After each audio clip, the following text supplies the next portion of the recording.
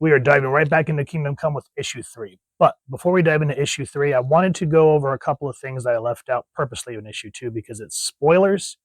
But now that we're on issue 3, I wanted to point them out. And also the last video, I apologize, was rather long. But issue 2, heads up, when you guys go down to read it, issue 2 is long because there is a lot of information. And that's another thing what I really appreciate about DC when they did this is I've noticed with a lot of modern comics, when they do events or like if it's 1 or 2 issues, they speed through stuff. So you miss a lot of things. So they really let Waid and Ross take their time. Now, the reason I want to go back is Diana basically convinces Clark that there's really nowhere to put all these metahumans that won't join them. And they're a what do you call it? They're a menace to themselves and society at large. And so they're wanting to find somewhere safe that they can put them to help rehabilitate them. So we kind of see where that's kind of going and not a real good idea if you get me. But anyway, we come down to Atlantis. And we see a very old Arthur and Mira. Arthur, if you could only see the trouble we're in up there, join us, stand at your side as you did in your youth. A faint invitation. Though I miss the camaraderie. You know I was never comfortable being your Aquaman. I have long since ceded my name and role to my protege. I understand many of your old friends have followed suit. My subjects need me, princess. You have hundreds of champions to defend a few landmasses. I protect the other 70% of the world, and there's only one of me. I have responsibilities you cannot dream of. You, princess, surely understand how easy lies the head that wears the crown. Spoiler. If you don't want to be spoiled, pause this video, go watch the first 2 issues, go read the book, and come back. And you're back. Diana falters. I no longer have my royal station, Arthur. No. Yes. Recently, my Amazon sisters decreed that I had failed in my mission as an ambassador, that I had not made the world a better place. They stripped me of my royalty and of my heritage. I am no longer welcome on Paradise Island. And so we just kind of get this, that's a punch in the gut right there, because Diana trying to do what she can, but the Amazonians are just thinking, you're not making anything better. Everything's getting worse. And so they dethroned her. And I love that we get a quiet moment, and Clark says, how long were you planning on keeping that from me? Which, the prisoner or my loss? Both. Diana, you've changed, and I don't like what you're asking me to do. I'm not used to forcing others to follow my lead. Now I'm supposed to jail those who won't, to act as judge and juror against our own kind? That's a fantastic line, Diana. Then get ready to cross it. We are at war, Cal, and we will take prisoners if we have to. They are not our kind. We're protectors of humanity. They are barely human. So a lot in Diana's mind, she's turned them into other. And we see what this stress is doing to them. Is this you talking, Diana? I sense so much anger in you. Not anger, Cal. Passion. And I just love that how we get a and so we see Donna, in which, if you guys don't know, that is Donna Troy from the Teen Titans, and then of course Speedy or Arsenal or crap, Roy Harper. I was like, I'm drawing a blank. And so we can see how old they've gotten from the Marv Wolfman, George Perez Teen Titan era. Excuse us, we thought you'd like to know that Magog Superman, we found him. Now, this is the other beat that I want to talk about from issue 2 real quick. Now, as I said, Magog and his Justice League killed Captain Atom, turned Kansas into a nuclear fallout. Now, one thing I want to point out from issue 1, when Diana finds Superman sequestered in the Fortress of Solitude, see how he's tending his flock, basically being a man at peace that has isolated himself from the world. Now, I wanted to keep that in mind for you guys because we come to Magog in Kansas. And the way that the first two issues have set up Magog as this major villain, but we see him here in Kansas trying to rectify his wrongs. Gently, no. And this is where we see the difference between Magog and Superman. We see Superman, even without his humanity in check at the moment, still has the heart of what makes truth, justice, and the American way, what makes him an icon to this day, some years later. Magog, young, impulsive. What are you doing back in Kansas, Magog? Well, look who it is. The Metropolis Milquetoast. I never left, Blue Boy. I saw the news footage of your last mission, and believe me, it will be your last. I never thought you'd go this far over the top. You led 6 unstable powerhouses against one pathetic parasite. An overkill gesture that murdered 1 million people. What are you going to do about it? Go ahead, take a swing, punish me, try to lock me away if you've got the guts. I'm not afraid of you, Magog. Oh, get out of town. No, wait, you already did that. Actually, you've got a lot of nerve blaming me. This was your fault. My fault. If I can turn the page, we will continue. And so we finally see the backstory between Magog and the Man of Steel. Think back. You're the one who let himself get strung up by the man in the street. Vox Populi. Out with the old, in with the new. Brighter, faster, meaner. Next year's model. That's what the hungry crowd always wants. And so we see here. You wouldn't get in step. You wouldn't flex with the times. Remember the Daily Planet asked if that's why the Joker got so many notches on his belt when he blew into your town? Our town? And so it's implied without really going into it. Joker got into the Daily Planet and killed everyone. So Perry White, Jimmy Olsen, Lois Lane. How many did he take out? Just that last time. The 92 men and 1 woman. And so what kind of caused the schism between these two heroes? Magog killed the Joker. I will never forget the look on your face when you saw me standing over that smoking creep. All the way to jail, I thought, what a sap, what an old woman. Blue Boy's dragging me in for something, having stones he doesn't. Times are tough. Joker's been deserving worse than cuffs for years, so I took it on myself to lay him down. Can't be judged for that. And I was right. So we see a newspaper thing saying that people agreed with what Magog did. And what this turns out to is everyone started calling for Magog because he finally did what Superman wouldn't. I asked for a title bout between you and me, and I won by default when you flew off with your cape between your legs. I never got a piece of you. And now you're right here, right where I want you. We think, oh shit, here it comes. The woman's like, back up. He looks at the destruction that he has wrought. The way you took off, I always thought you were afraid of me. A lot of people did, but that wasn't it. You were afraid that I was the man of tomorrow. You were afraid of the future I represented. Well, look around you. This is what I represent. You must be proud. Proud? Proud? Damn you! Proud of being the man of tomorrow? Your fault, you bastard. The world changed, but you won. So they chose me. They chose the man who would kill over the man who won, and now they're dead. 1 million ghosts punish me, lock me away, kill me, just make the ghosts go away. I see him thinking, and he agrees with Diana. We are at war. Leading into issue 3. Damn, that hits me every time I read it. It just gives me those goose pimples. I've read Kingdom Come many times, and it just still hits me, and those feel so hard.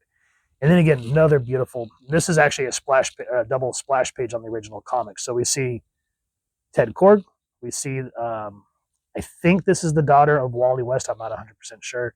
Jade, Batman, Shazam, the daughter of Black Canary and Green Arrow, her mom and dad. I think that's supposed to be the Creeper. Not sure. I think that's the Atom. I'm not sure if that's supposed to be Mr. Terrific. And then we see Dick's daughter. Who else do I recognize here? That's it. Oh, and then Still up here in the top. Yeah, that's it. Well, one of these days we'll have to go through all this together, guys. But yeah, I remember just looking at this so many times in Wizard magazine, just trying to commit to memory all of these characters because it's just beautiful. And I strived. I wanted to be like Alex Ross, but life happens. We open up another biblical-esque painting. And he cried with a loud voice as when a lion roareth. And when he had cried, 7 thunders uttered their voices. And so we start to see how Billy Batson starts to play into this book. Another vision. They're coming more and more quickly. Dreams of Armageddon. Certainly must share them. How else do you explain the road we walk? How do you unerringly lead us to the tableaus and realities behind my dreams? I see many things, Norman McCay, but the future is not one of them. I do not lead you, you lead me.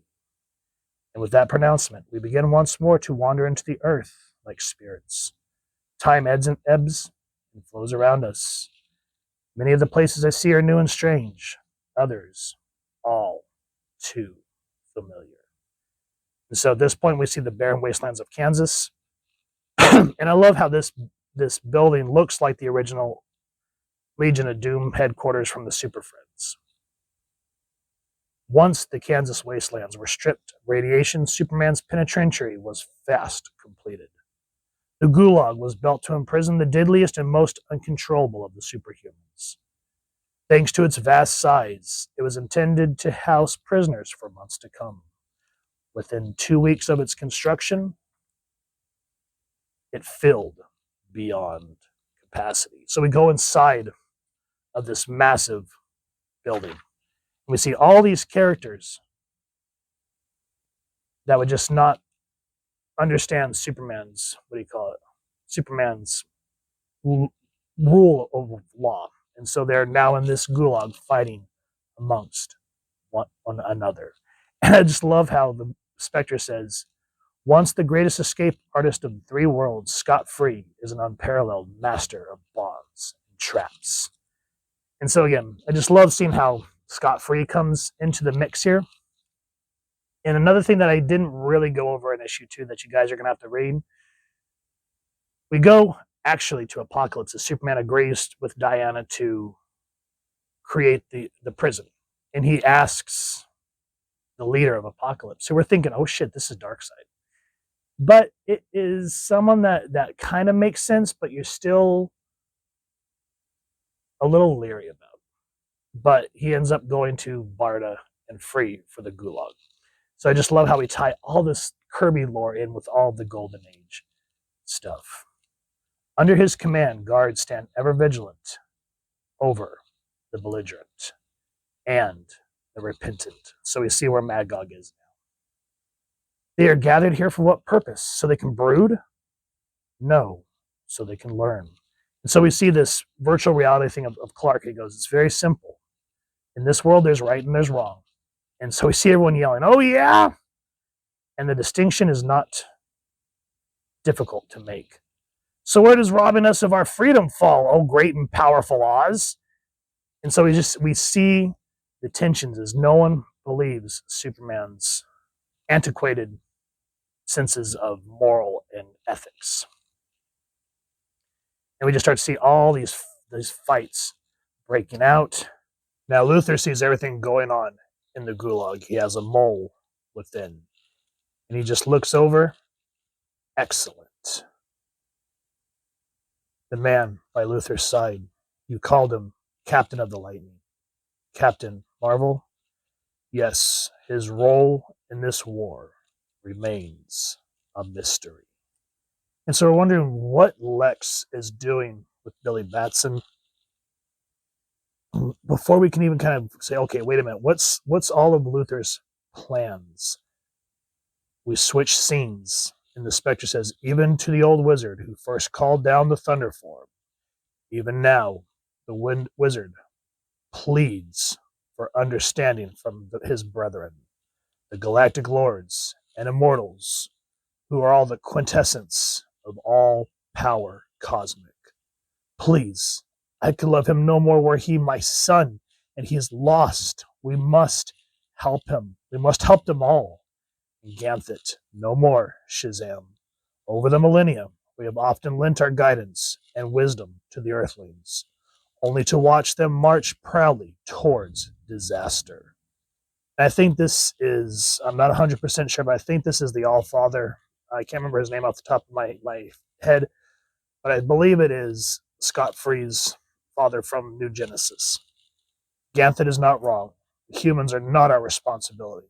They are but notes in the cosmos, an insignificant factor in the grand life equation. Clearly, their conversation was not meant for my ears. My senses assaulted.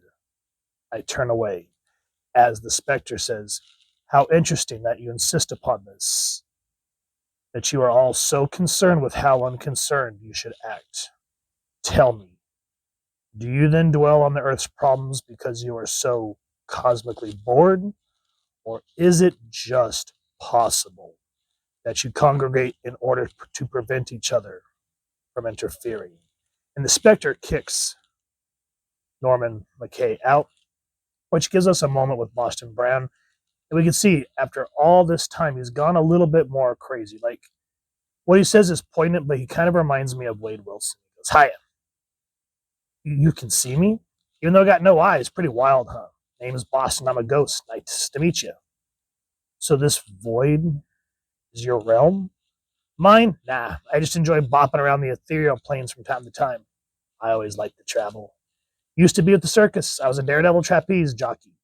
Now I'm the agent of a higher power. Can you imagine? Wait, who am I talking to? Of course you can. No offense, Padre. Pastor. And no, frankly, I can't imagine any of this. Since seminary, I have been more philosopher than priest. And so he gives Norman kind of like some one to think on, essentially. And then we get to a very quiet moment. Everything is building up. We're feeling this cauldron beginning to bubble over. And what I like is Diana explains further to Kal-El, remember, not Clark, Kal-El, about what happened on Themyscira. But before they get serious, they are just two friends talking, and they're just kind of sharing war stories. And then they said, so did you destroy him? Just short of. Burn some of his circuitry on Saturn, some on Argo, and the rest inside of Pulitzer and Clark's apartment. Oh, that's funny. You never told me that story before. Gods, those were better days. Easier, anyway.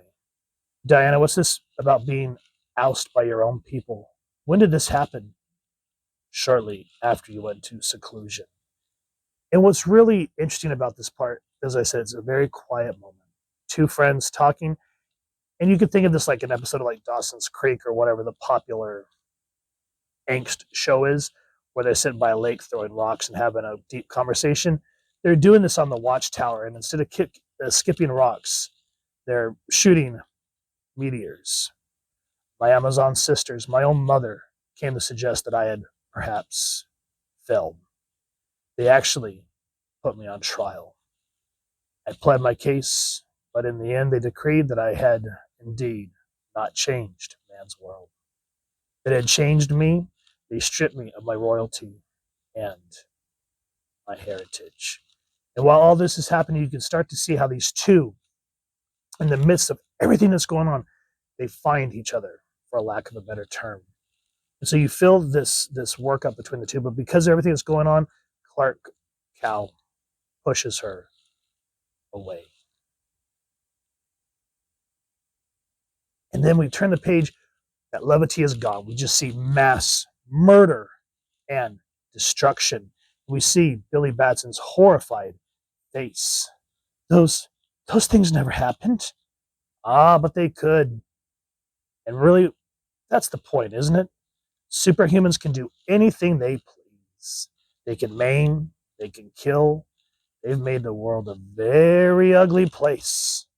Fortunately, you don't have to take part in their world, do you? No, no! That's right. You'll stay right where I order you to stay. Our old friend Savannah saw to that, didn't he? Here, let me get that. And this moment is just, like, I've read Kingdom Come several times, but this is one of those ones that's really hard to reach. We see that he's doing something to Shazam. Ingenious little bugger, Savannah. Do you suppose that when they coined the term mad scientist, they were thinking of him? I'll bet they were. And we see him putting these things in Billy's ear, and it's just so Star Trek II, Wrath of Khan. And it's hard to watch as he's doing this. Well, rest in peace, Savannah. Science marches on. The worms crawl in, the worms crawl out. Shiz. Oh, no, there'll be no retreat. Not yet. I still have a very special job for you. So we see a little bat watching this whole thing. Bruce comes to talk to Luthor. Ridding the world of the League is necessary evil. Mankind was never meant to bow before a Kryptonian and his ilk. My thoughts exactly. However, now that Bruce has kind of had a moment to spy, things begin to turn real quick. But this next part, it's really hard to read because Bruce has always been the type, the tactician that has to line things up before he acts. And we see him talking to this guy that just looks like he's having a lot of issues. And he goes, I know what you're thinking. I do. I'm aware of that, old friend. But let's not do this telepathically. You won't stay focused. Talk to me. Just relax and talk. And then Norman, who? In this form, an everyman. Someone who's desperately longed to understand the human psyche, that he finally, in one terrible moment, opened his mind to the world. And just Ross's artwork here, where we just see like this veil being lifted and was forever shattered by its thoughts. He was once a Martian champion. Now he is not much of anything. So even though I praise this book, it's hard to see John broken. It breaks my heart seeing this. John, can you verify? I will attempt. Too much noise. Too much. Shh. It's okay. Well, what now? I want to stay. I want to matter. You don't think I'll help? John, you've fought the good fight longer than any of us. You've done all that's ever been asked of you, and today was no exception. You've paid your dues, old friend. Go home and rest. Dream of red sands and silent stars. I remember when I first read this, again, like I've said, I didn't have a comic shop, so I never was really to get to know all the characters. Like I knew some of them, but I didn't know the depth. Now going back and having been able to go back and read a lot of these stories, seeing what happens to John Jones, it's just, it's rough.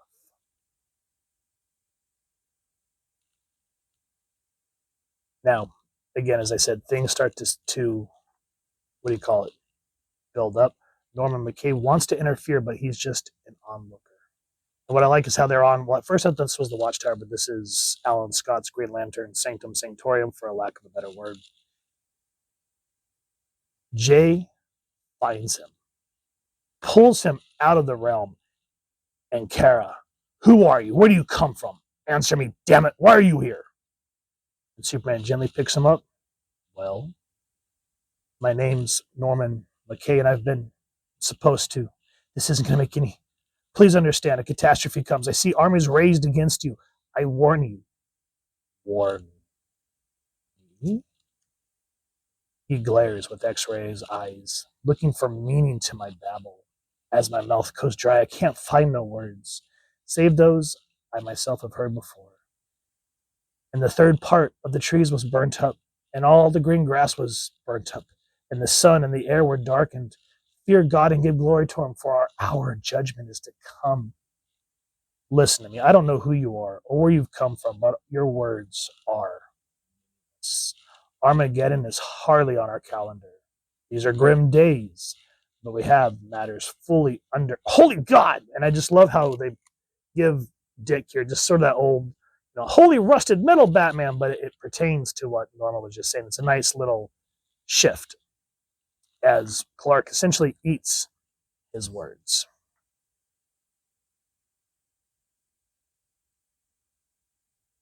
Clark goes to the UN again. You insist that what does he say? He says, you insist that, hard as this may be believed, it possesses no prevailing danger. And they were, what's the word I'm looking for? They're talking about the Gulag. That those incarcerated are fully docile and eager to acclimate. Is that true, Superman? And he fesses up and he says, no, not entirely. And so we see that the humans no longer trust the metahumans. Now, remember the whole thing with Lex that we talked about. Bruce has finally made up his mind and just slugs Shazam in the mouth. And we're thinking, oh crap, Shazam's going to rip his face off. But he says, hello, Billy. He's not. Are you kidding me? All this time we've been in mortal fear of Billy Batson?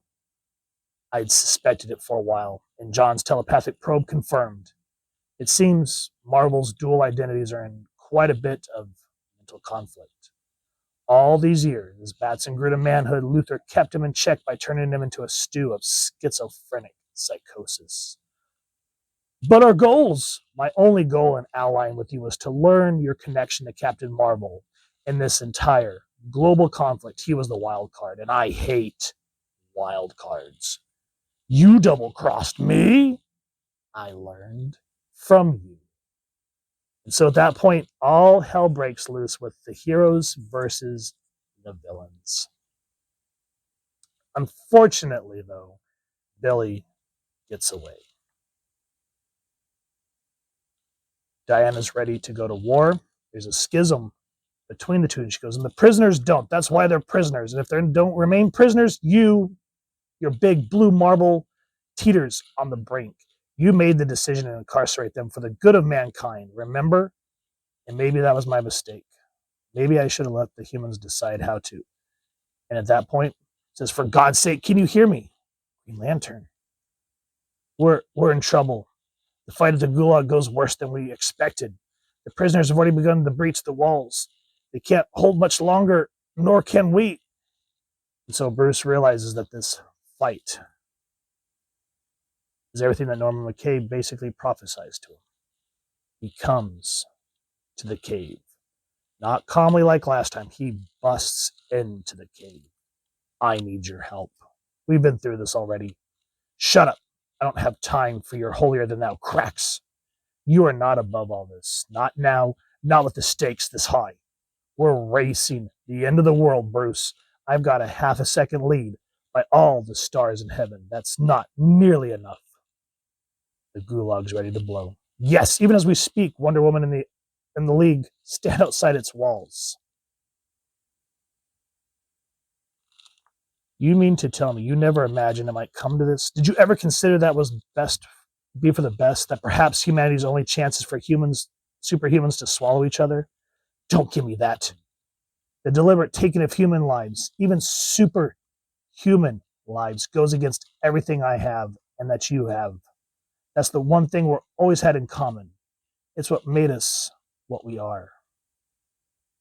I love how Bruce just kind of looks down.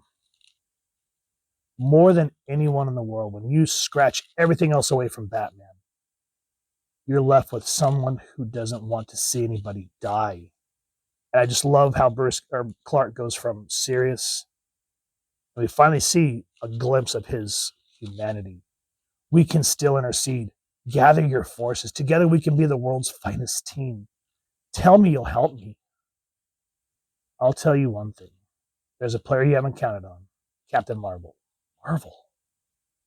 And so he's talking about how Marvel's going to the Gulag to do Luthor's machinations.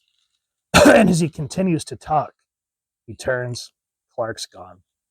And I like how there's that moment of before everything else just happens. He goes, so that's what that feels like. And it's just a nice little moment. And as we come to an end, we think that Superman's going to get there in time. I see the desperate hopes of the one man who might stop it turn to ash and cinders by a single bolt of lightning. Armageddon has arrived. So, gang, that is issue 3 of Kingdom Come. This book barely gives you moments to breathe. Like I said, this is not one of those ones you can blow through. These are a very deep story with a lot to enjoy and just chew on once you've finished reading it. So if you've enjoyed what you've seen, please first and foremost support your local comic shop or wherever you get your action figures and comics, and try to get the single issues if you can. If not, you can pick up the collected trade, because this is going to be one of those ones that will continually be in circulation. Or go the route that I did and support your local library, and you can get the collected trade that way as well. If you've enjoyed this review, really would appreciate it. Take a moment to like, share, and subscribe. Helps the channel more than you could possibly know. And if you don't mind hitting that fancy little Shazam bell, next subscribe, that was when you upload content, you guys get notified. Come to the channel, and I love talking with y'all and hearing your thoughts and feedback down in the comments or the socials, which I'll make sure the links down in the description. So with all that said, hope y'all continue to have an absolutely amazing day reading, and happy hunting, everyone.